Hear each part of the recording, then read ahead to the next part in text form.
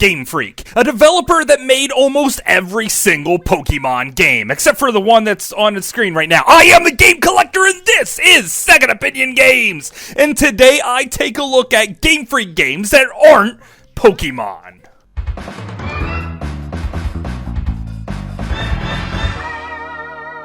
Second Opinion Games. Mendel Palace came out in 1990 on the original Nintendo, and as far as I could tell, this was Game Freak's very first game. It was published by Hudson Soft of Bomberman fame and the TurboGrafx 16. You could immediately see some type of resemblance to Bomberman here. After all, it's a puzzle action game where you have a single screen and enemies that need to die. The gimmick here is that you have to flip over tiles. There is a 7x5 grid, and these tiles just need to be flipped over, and there could be power-ups underneath them, or you could just walk across the tile and pick up the power-up that just happens to be on top. But be careful, because sometimes you'll flip these over and there'll be more enemies. But you don't just flip over the tiles for the different power-ups. No, you also use them to send your enemies smashing into the wall, which is the only way to really kill the enemies. And time is of the essence here. Basically, you have like 30 seconds or maybe a little bit more to kill all the enemies on the screen before they become far more aggressive. The game starts off really easy with simple enemies and quickly gets more difficult. Now, because of the era of the time, well, there is no save states or saving of any kind, or even a password screen, which means the 200 freaking levels in this game that you have to slog through might take you 2 to 4 hours depending on your skill level, or if you ever see the end of it at all. This is actually a really fun and addictive game. Now, you can start off on whatever level you really want to start from the very beginning, so if you happen to get frustrated and quit, well, then you could always come back to roughly where you were, but you're probably going to also have to play through those easier levels eventually. However, because of how fun this game actually is, you're probably not going to mind so much. This is one great game and certainly deserving of the title of a hidden gem on the original Nintendo.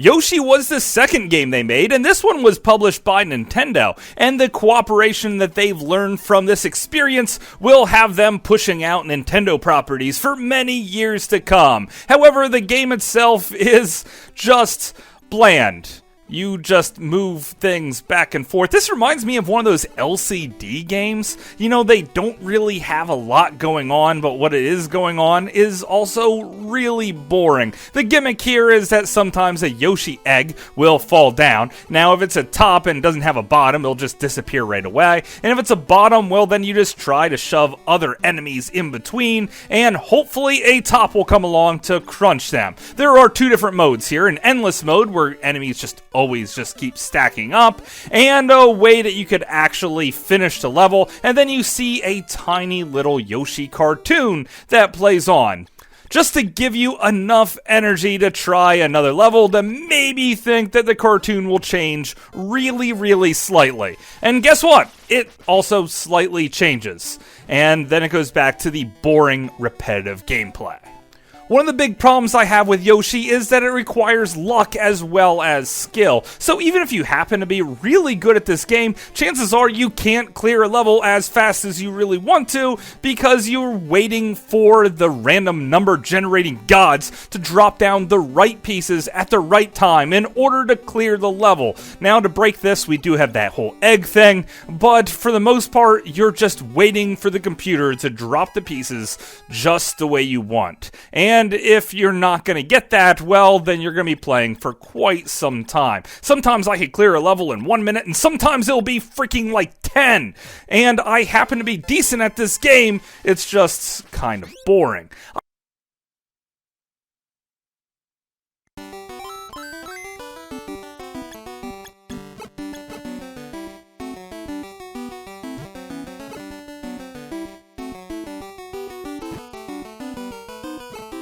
One of the first games to come out in North America on the Super Nintendo was Smart Ball, and I immediately thought it looked kind of like an Amiga game. It seems really kiddie and not very interesting at all, but looks can be deceiving because this is actually quite deep. Now your little ball character can walk on walls and even up ceilings, and you have to collect different balls and use them as your primary weapon. You can carry 9 of them, and you find them in plants themselves, and this is actually the biggest problem with the game. You have to wait for plants to slowly produce the balls, so there's going to be plenty of time where you just sit there waiting for more balls to show up, which is a statement I never thought I would really say. Another weird thing here is that you try and spell the word Jerry with different types of collectibles as you work your way through the level.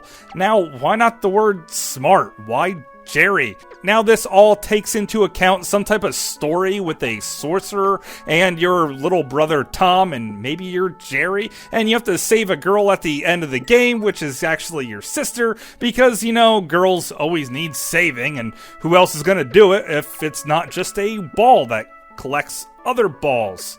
And now there's also some ball power-ups like an iron ball, which you could actually pick this one up many times and reuse, and you could actually have some pretty devastating attacks with it. But there are some other power-ups like a jump ball, which makes your character jump really high and makes him far more maneuverable. This is a really cool and creative game, and is definitely one that many people have looked over when they look through their Super Nintendo lineups. Probably because it seems really kiddie, and it kind of is. This one is ridiculously easy and can probably be beaten in the first 2 hours of picking the game up, but that doesn't mean you should shy away from it because it is a really fantastic game. I wonder what Game Freak would even do if they had the extra power of a console like the Sega Genesis anyway.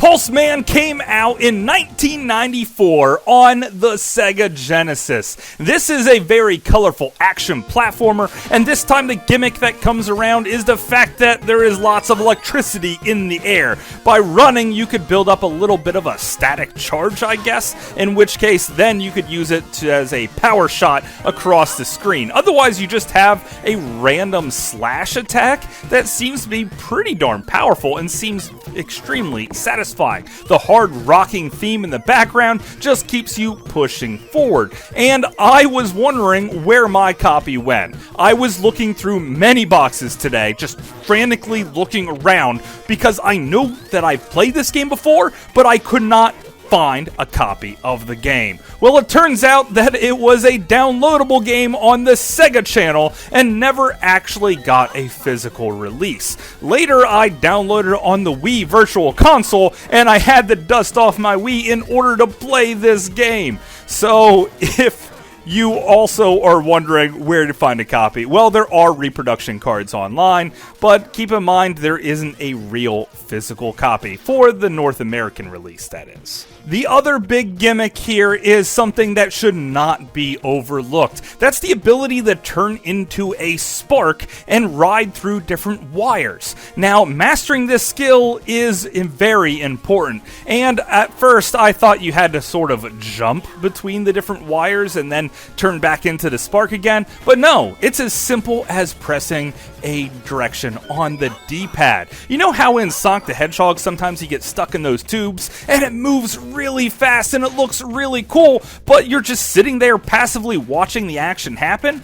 Not in Pulseman. You are in full control, which makes this game a heck of a lot better than Sonic the Hedgehog. Pulseman himself can also run really fast, and he can take up to 3 hits before you die. But don't let the fact that you have a health bar really confuse you that this is an easy game. No, it's painfully difficult with creative bosses as well. This is one of the best games never to freaking come out as a physical game here in North America, and it is definitely one I recommend you track down.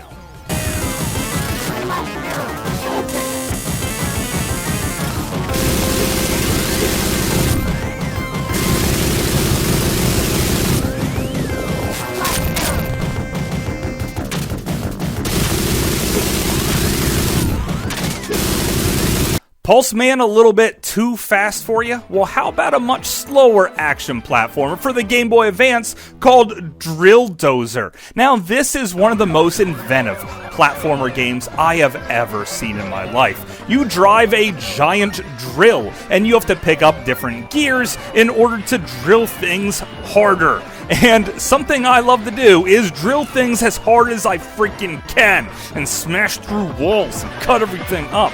But it's not as simple as that. Sometimes you have to drill into jello and then quickly undrill the other way in order to shoot across the screen. Depending on how many gears you have and your timing depends on how far across the screen you shoot. This time there is an ability to save, so it's a perfect pick up and go game. Also, there's a built-in rumble feature here, which feels terrific on the Game Boy Advance. This is a really cool, inventive game, and I hope this freaking Drill Dozer thing isn't just the way that people get around in the future. I mean, what if you have to go someplace fragile? I hope you don't have to jump into, like, a museum or anything. Oh, wait, on the freaking second level, you're in a museum with a Drill Dozer smashing things. Are you a good guy or a bad guy here? You know what? I don't even care, because this game is inventive. It's fun. It's a slower version of an action platform game with lots of different collectathon elements that just makes me want to keep on playing.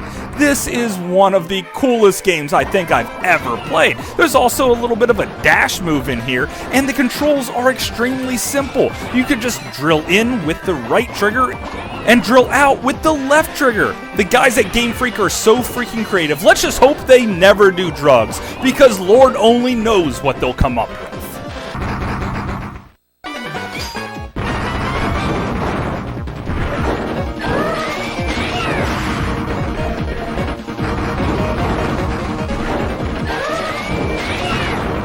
Dagnabbit, I said don't do drugs! Then we have freaking Tembo, the badass elephant. This guy with a really cool mustache made his pet elephant watch like every Rambo movie. And because they watched movies, he now has violent tendencies to wear headbands and smash through everything in sight. Evil aliens or evil people are now taking over the world and taking humans hostage, and it's up to you, a badass elephant, to collect peanuts, which happen to be sprinkled around everywhere, and smash through everything. Now, the people at Game Freak decided that they really love speed on this one, so you might want to rush through as fast as humanly possible, but I recommend you slow things down. This is a far more deliberate game than you originally are led to believe, because the people are hidden around every corner, and you have to collect as many of them and collect as many points as you possibly can to unlock later levels down the road. So at first glance, you might want to run through each world as fast as possible, but then you're going to want to replay that world and discover all the little things. There's also plenty of moves that this elephant could do, as well as having a butt smash that crashes through things. You also have a little bit of an uppercut. When you jump in the air, you could hold the button down to do a bit of a flutter Yoshi style thing, and also you can pick up water in your snout that puts out fire for an added puzzle element. There's also an incredible train level here.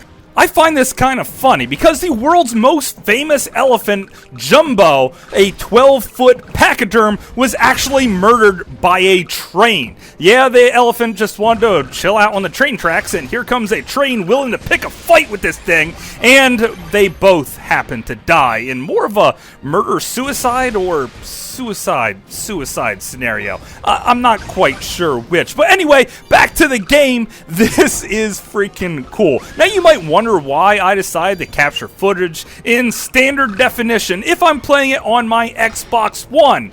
And it's because I'm just crazy like that, you know? It's just something I like to do. So this was also released on the PS4, and a while ago it was actually free on Xbox Live, so you might even have it and not even really known about it. This is a terrific game through and through, and it only cost a couple of bucks if you happen to not get it when it was free.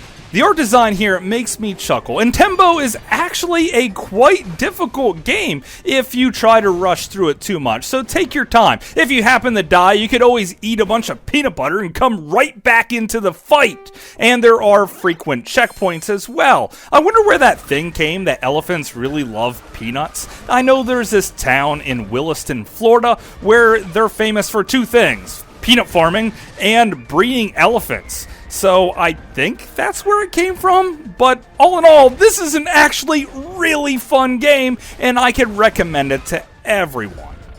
Looking back through this variety of games, I am really impressed with the quality that Game Freak really seems to continuously put out. I mean, this is a top tier developer, even if I happen to hate the whole Pokemon game genre itself. And you better believe that if I see Game Freak on a game that's not Pokemon, I'm gonna be buying it. But that's just my opinion. Thanks for watching.